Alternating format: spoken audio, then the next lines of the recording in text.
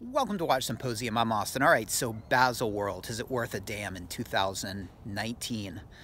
All right, well, Baselworld started 102 years ago in 1917. And at that time, something like Baselworld was probably pretty important. I mean, media wasn't what it is today, and communications weren't what they are today.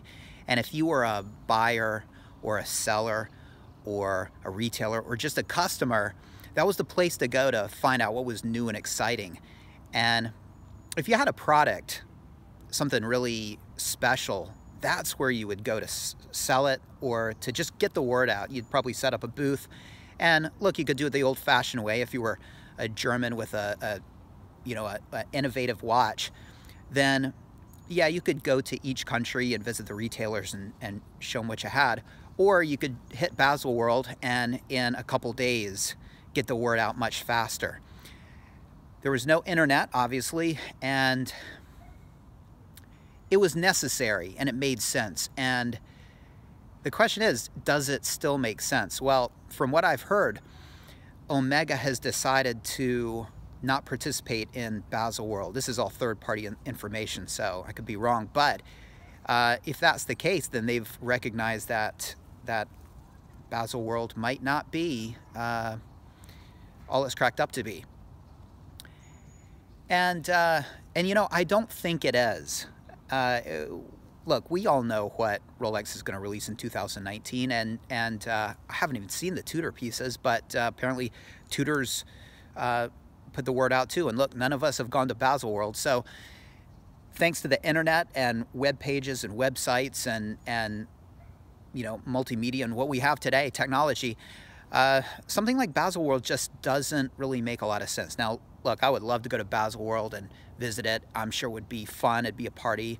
And it would be cool to see these pieces firsthand and to talk about them. And in that sense, you know, I'm not totally denigrating the idea of Baselworld, but there is a cost to something like Baselworld, and you know, it happens once a year. So I can see companies thinking, well, we have to put something out there or we're going to appear stagnant. I can see companies thinking that. And look, I mean, long before Baselworld, people were saying, what's Rolex going to do? What's Rolex going to do? They were making their predictions.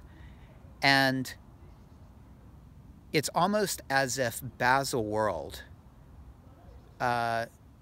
sort of dictates what companies do, or when they release things, or the fact that they even have to release things or should release things.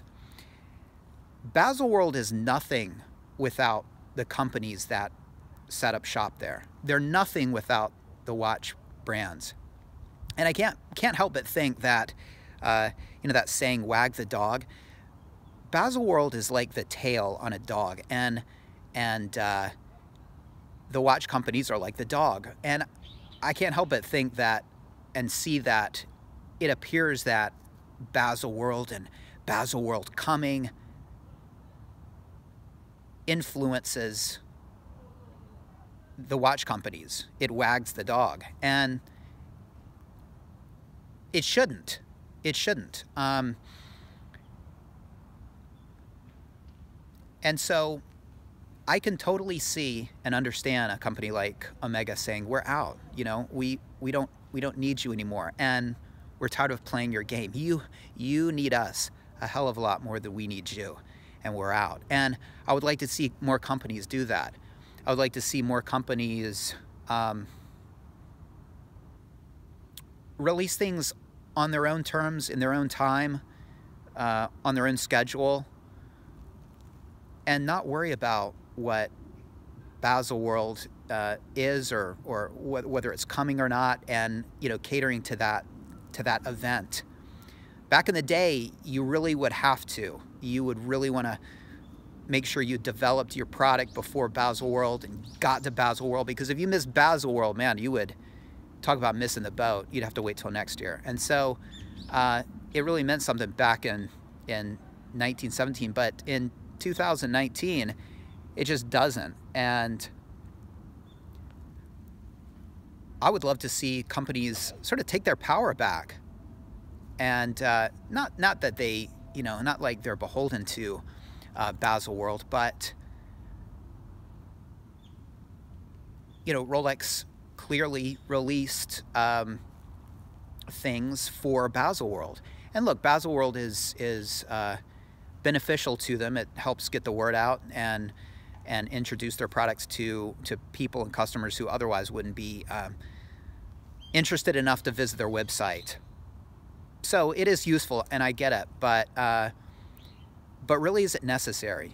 And I don't think it is. And so I can see a company like Omega saying, we're out this year. And I would like to see Rolex do that sometimes. Well, I mean, look, I would like to see Rolex release cool new stuff all the time, right? Don't get me wrong, but I would like to see companies not really worry so much about Baselworld. Baselworld it's a dinosaur, it's a tradition, and it's outdated, and they're only as good as the companies that decide. Baselworld is only as good as the companies that decide to patronize it. Patronize it or patronize it? Patronize it, yeah.